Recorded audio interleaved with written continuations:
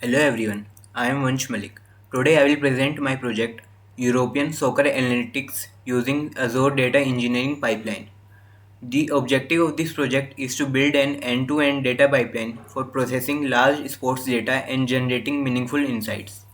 I have used the European Soccer dataset containing more than 2 lakh records across players, teams, matches and leagues.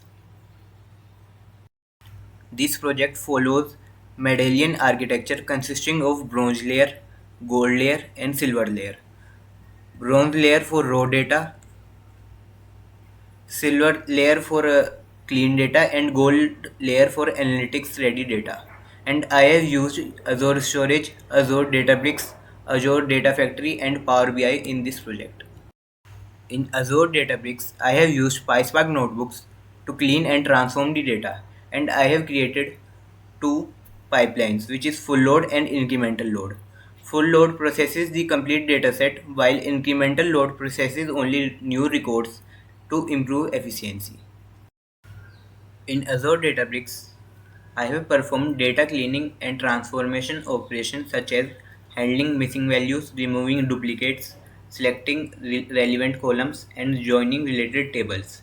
And after that, I have converted the silver layer into a gold layer which contains business level aggregated datasets.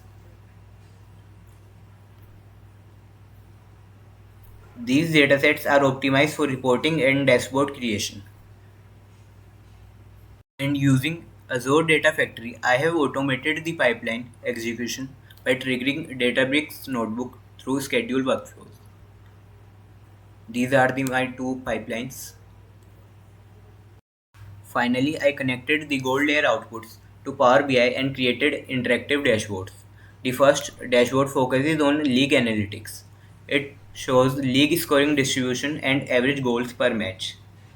In this we can see the Netherlands Eredivisie has one of the highest average goals per match among all other leagues. The second dashboard focuses on player analytics. It highlights top performing players, player rating distribution and performance tiers. This scatter plot helps identify elite level players based on performance and consistency. The third dashboard focuses on team analytics. It includes team win distribution, top performing teams, and decomposition analysis. In this, we can see the FC Barcelona has the highest number of wins in the league. Now, this is the end of my project, and this project demonstrates a complete end-to-end data engineering workflow on Azure.